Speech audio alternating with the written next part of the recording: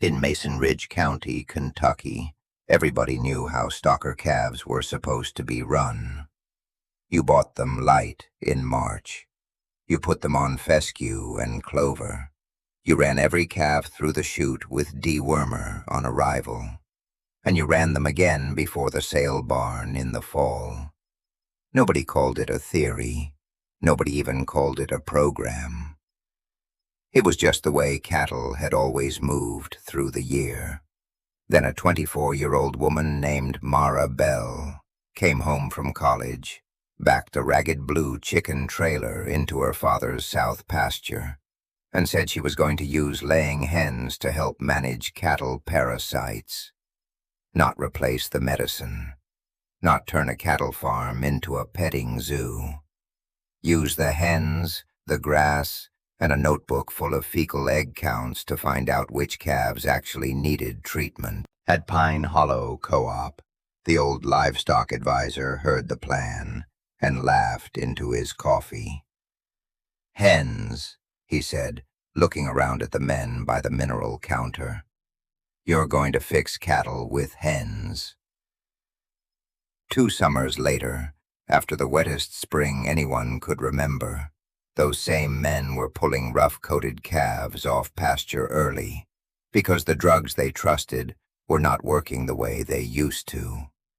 Mara's calves stayed on grass. Her hens kept moving. And the notebook nobody wanted to read became the most expensive thing the county had ignored. Mason Ridge was cattle country, in the quiet, stubborn way a place becomes cattle country. The land folded into low green ridges and wet creek bottoms. The farms were not show places, they were working places, built around hay barns, gravel lanes, equipment sheds, and pastures that looked simple only to people who had never had to make money from grass. The Bell family had been on the same 920 acres since Mara's grandfather bought the first tract after the tobacco money left the valley.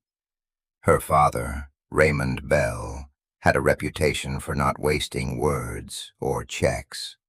He knew cattle by their eyes, their backs, their manure, their appetite, and the way they stood when weather was coming in. He was not ignorant. He was not careless. He was simply loyal to practices that had paid the bills long enough to feel like truth. Every spring, Raymond bought stocker calves from small farms across the county. Every spring, the calves came through the chute. Every spring, every one of them got treated. Mara grew up opening gates and carrying mineral bags and sitting on the fender of an old feed truck while her father checked fence. She knew the rotation before she knew the multiplication table. She also knew something else by the time she was 16. On that farm, an idea did not become real because it sounded smart. It became real when it survived weather, weight tickets, and the silence of Raymond Bell at the kitchen table. At the State University, Mara studied animal science because she thought she already understood cattle. That lasted until her 2nd year, when a parasitology instructor named Dr. Rena Ortiz put a graph on the screen that made the room go still.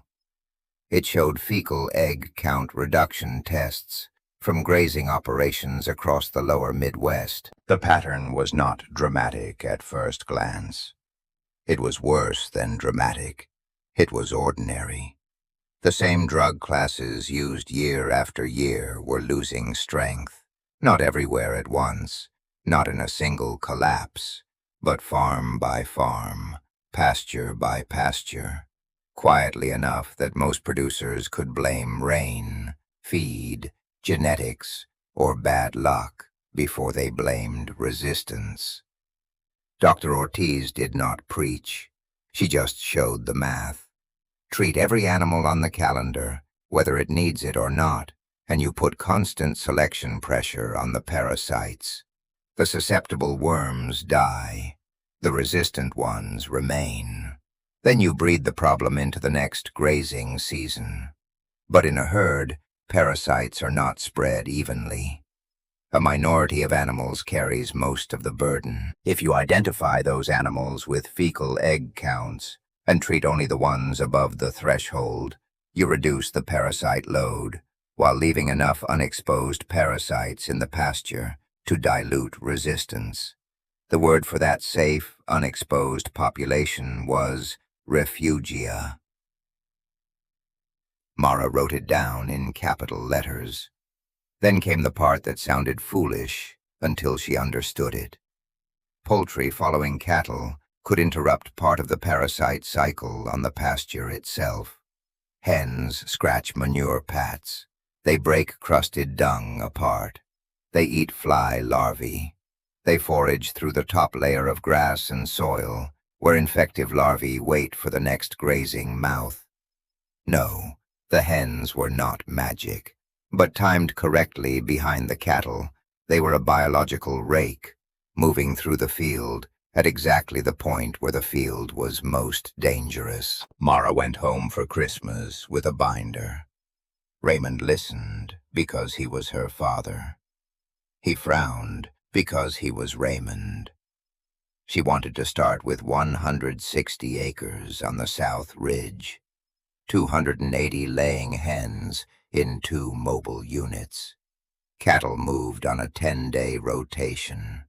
Hens following 72 hours behind. Fecal samples every 4 weeks. Treatment only for calves over a 200 egg per gram threshold, unless clinical signs demanded otherwise. Records for every animal. Records for every drug. Records for weight gain, egg sales, labor time, and pasture conditions. Raymond turned the pages slowly.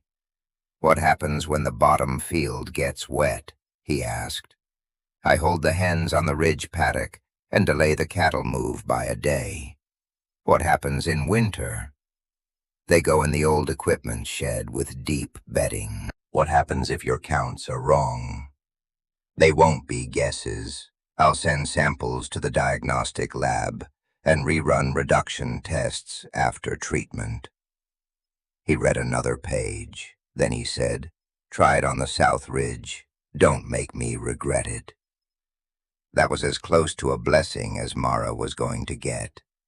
The trouble began in May. Mara stopped at Pine Hollow Co-op for electric netting and trace mineral. Howard Pike was at the coffee counter, as he was most Tuesday mornings. Howard had advised livestock producers in Mason Ridge County for 18 years. Before that, he had sold veterinary supplies. Before that, he had run cows on leased ground and survived 2 droughts, which gave him the confidence of a man who had been wrong less often than he remembered. Mara did not make a speech.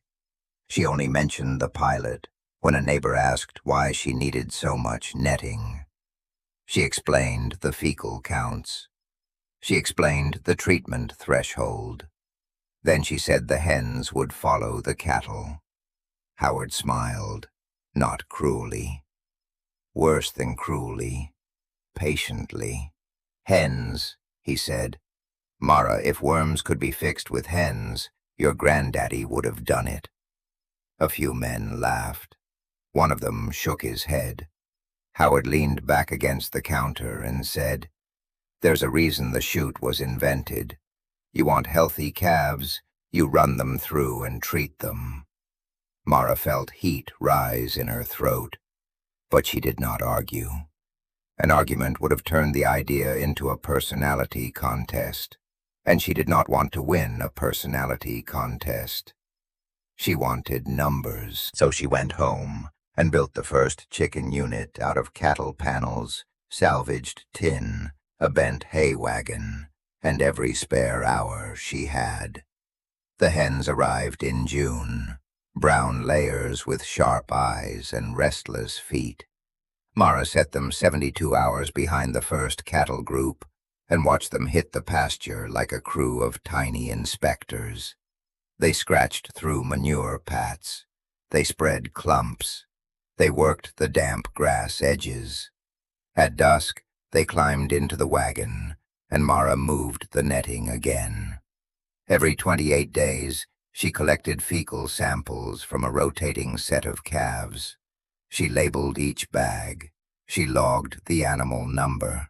She shipped samples to the lab. When the results came back, she treated only the calves above the threshold. The first report covered 52 animals. 12 were high enough to treat. Under the old program, all 52 would have gone through the chute. Mara treated 12. Raymond said nothing when she showed him. But the next week, he walked the South Ridge after the hens had passed through and stood looking down at the broken manure pats. "Field's cleaning itself faster," he said. It was not praise. It was better than praise. It was observation. By October, the South Ridge calves averaged 2.29 pounds of daily gain, against the farm's 5-year average of 2.13 on similar ground. The treatment rate on the pilot block was 23% instead of 100. Dewormer expense dropped from an expected $13.70 per head to $3.90 per head on the treated group. The hens produced enough eggs to bring in $9,420 through a grocery buyer in town and a restaurant 2 counties over that wanted pasture-raised eggs with real documentation. Mara put every number on one sheet and slid it across the kitchen table. Raymond read it after supper. He read it again in the morning. Then he said, "Next year you can have the West paddocks too." At the co-op, Howard Pike said 1 year did not prove anything. On that point, he was right. 1 year did not prove anything. But 1 year was enough to make the old program look less like certainty and more like an unasked question. In the second year, Mara expanded to 430 acres and 420 hens. She split the hens into 3 mobile units so they could follow different cattle groups without falling behind the rotation. She added pasture larval sampling because she wanted to know when the pasture was hottest. The creek bottom paddocks peaked closer to 60 hours after cattle moved off. The higher, windier ground peaked closer to 72. So she adjusted. That was the part people missed when they called the system simple. The idea was simple. The work was not. Mara was not throwing chickens at a parasite problem. She was measuring the problem until the farm itself told her where the weak points were. By the end of the second grazing season, average fecal egg counts across the monitored group had dropped 28% from the farm's pre-pilot baseline. The number of calves above treatment threshold dropped from 23% to 18%. Weight gain held steady. Drug use stayed low. Egg revenue rose above $26,000 as 2 more restaurants and a weekend market took everything the hens could lay. That winter, trucks started slowing on the county road when they passed the Bell place. Nobody admitted they were looking. Everyone was looking. Then came the spring that changed the county. It started raining in March and seemed to forget how to stop. Creek bottoms stayed soft. Low pastures held water. Warm nights came early. By May, the grass looked lush enough to make a man feel rich. But under that grass, the parasite pressure was building like a bill with no stamp on it. By June, calves across Mason Ridge began to show it. Not all at once. First a rough coat here, then scours there, then bottle jaw on a few head that should have been gaining hard on spring grass. Producers did what they had always done. They ran calves through the chute. They dosed whole groups. They waited for the turn. The turn did not come the way it used to. Follow-up fecal egg count reduction tests, the few that were run, came back ugly. 62% reduction on one farm, 58 on another. One operation near the river saw less than 55% after a full herd treatment. A drug that was supposed to knock the problem down was only wounding it. By August, 3 producers had sold calves early. The worst hit was Clay Rusk, who moved 118 head to the sale barn, almost 6 weeks ahead of schedule, because he could not get them to gain. His average weight came in 41 pounds under target. The discount, the lost gain, and the extra treatments cost him more than $18,000 on a season that was supposed to carry his winter notes. At Pine Hollow Co-op, Howard Pike said it was the rain. He said a year that wet would make any pasture look bad. He said things would settle when the weather settled. But he said it with less force than before. Because across the ridge, Mara's cattle were still gaining. Her herd average was 2.34 pounds a day through the wet season. Mean egg counts stayed below 110 eggs per gram. Only 21% of calves required treatment. She rotated drug classes based on post-treatment reduction checks instead of habit. She knew which animals were chronic shedders. She knew which paddocks ran hot after rain. She knew when to move the hens and when to hold them. The old system had one answer for every calf. Mara's system had questions. That was why it worked. One evening in late August, Raymond rode with her along the fence line after she moved the last hen unit out of the creek bottom strip. The sky had cleared for the first time in days. The cattle were spread across the slope, heads down, steady and full. Raymond watched them for a long time. Then he asked, "What are you doing with the North Block next spring?" Mara started explaining options. He listened for half a minute and said, "You decide." He did not make a ceremony of it. He did not say he was proud. Raymond Bell did not hand out words like feed in a trough, but Mara understood what had happened. On a farm like that, authority does not always arrive with paperwork. Sometimes it arrives as a question your father stops answering for you. The county's verdict came at the fall weigh-in. The Bell operation sold 236 stocker calves at an average of 642 pounds, 2 pounds above target. Parasite management cost, including fecal testing, dewormer, and supplemental chicken feed, came in at $6.70 per head. Under the old calendar program, dewormer alone would have run more than twice that before counting the hidden cost of lost gain. Egg revenue cleared $38,000. The hens had not just paid for themselves, they had paid for the measuring. That was what people finally understood. The eggs made the extra labor visible as income, but the real profit was in not flying blind.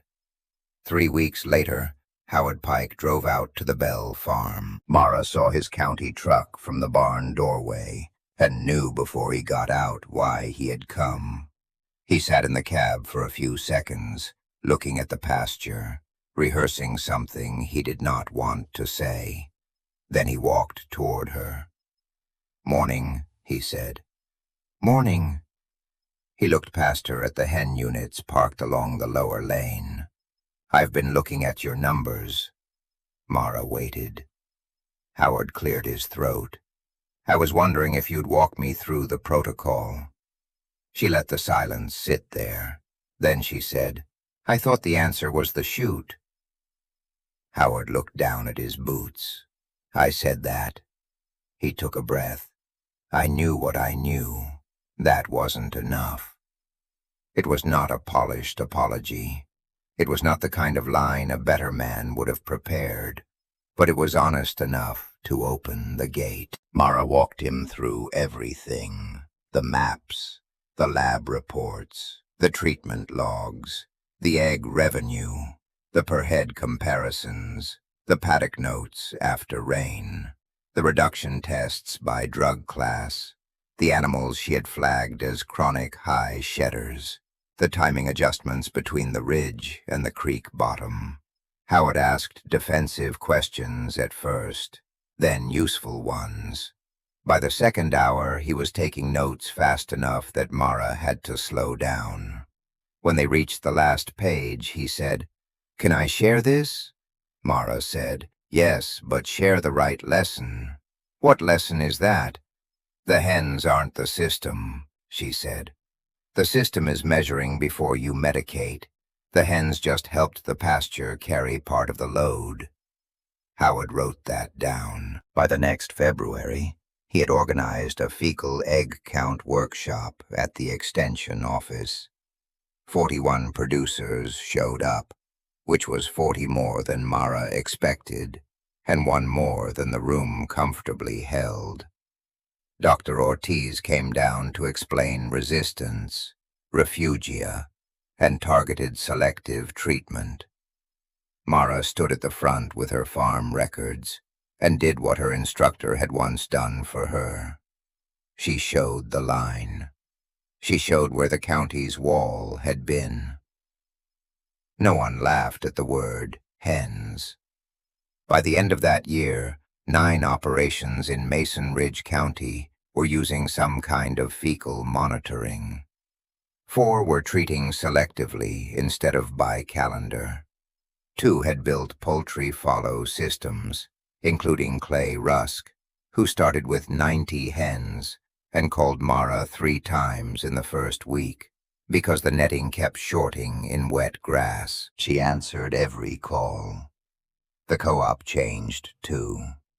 The mineral counter gained a stack of sample bags, disposable gloves, and a laminated card explaining fecal egg count thresholds. Howard put it there himself. He had written, "Do not guess," across the bottom in black marker.